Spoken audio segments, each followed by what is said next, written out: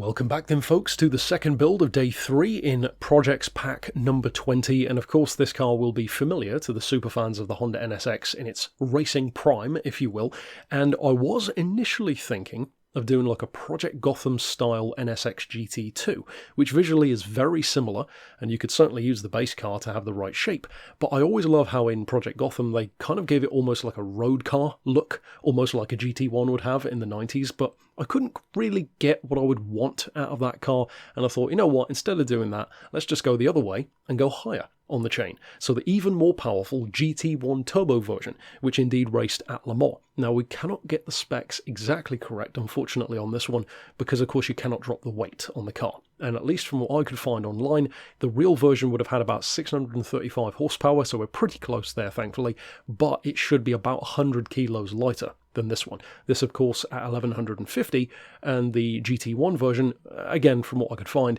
was more like 1050. It might have been less, but I'm not sure.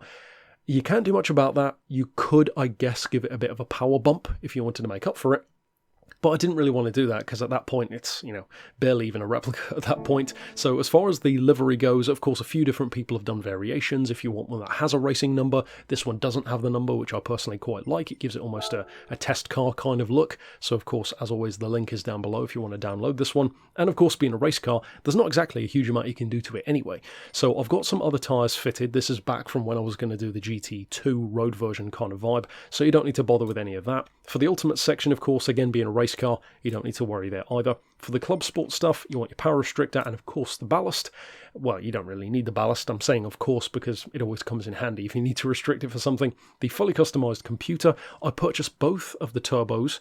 To be honest, for a lot of these race cars, I would recommend having both anyway, even if you don't actually need them, because at least then you can just swap between without coming all the way back out to the menu and jumping back into the shop and buying it. So just having it for the sake of what, like 20 grand or something, you might as well save yourself some time later on. We've got the limited slip diff.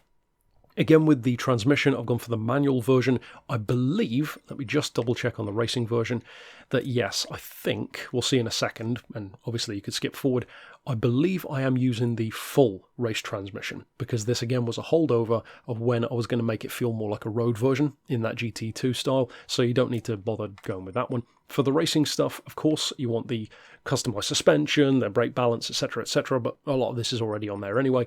The racing hard tyres, of course, are already on there. You could go even more hardcore and go for like the mediums or the softs, I guess. There's no reason why not. I mean, 752 points, it's not really that crazy, given that it's on racing soft, so you could do that. The fully customized box, of course, and for the extreme stuff, I haven't bothered doing anything there. So the point level, as I said, is fairly modest. It's only really up around like Group 3 territory anyway, at 731. And of course that would be significantly different if we could actually get the weight to the level that it should be. That is one thing I will say in favour of GT Sport.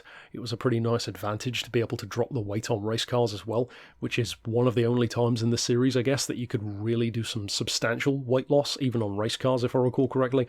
But anyway, that's for another time. As far as the build itself, we've got 60 and 65 on the ride height, 5 on anti-roll, 25 and 40 for the dampers, 4 on the springs, little bit of camber, 2 degrees, so nothing too crazy. We've actually towed in instead of out on the front to help with the turn-in, because obviously this is a great handling car anyway, with a 0.5 toe-in, toe-in even, 0.20 on the rear as well, again for stability. As far as the diff, 20, 30 and 40, I personally really like how that feels with that setup, but give it a try and see what you think.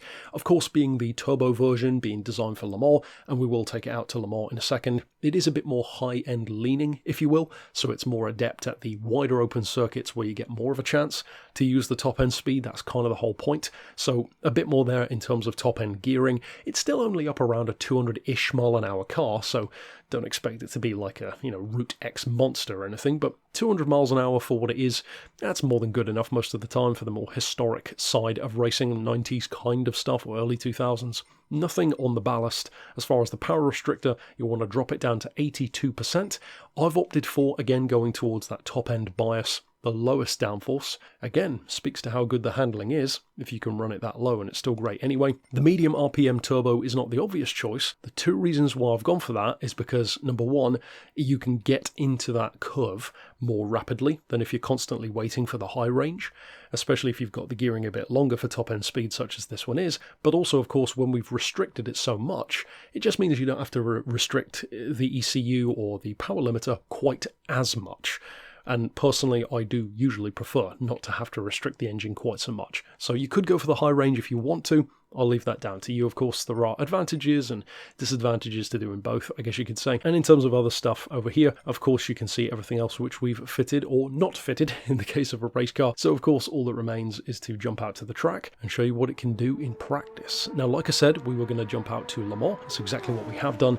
And even though I'm never going to claim that this will conquer everything in its path, much like the McLaren GTR, it's more like a novelty choice. You know, it could win, but it's not the most obvious one to go for in its class. Balance of performance, of course, will change stuff like that anyway, so this is much more of a novelty build. I've done stuff like this before, I'll probably do more like it in the future. One which immediately comes to mind was the, what was it, Mark II Ford GT, I think it was, based on the Group 3 Ford GT race car, that kind of thing. And what this was starting out as was more like a Toyota GT1 road car or a Dower 962 road version, so at least this one's probably more useful, given that it's on racing tyres rather than sports conversions. So if you do have an NSX, as we all do, I'm sure, GT500 lying around, then of course you could give this a try. If you do decide to use it, I think much like the Ferrari and the Corvette, there's a lot to love. I think you really will enjoy it. Of course, check out the ones which we've already done this week if you haven't seen them already, and there's not much left this week either, so stick around for those, and for now, thanks for watching.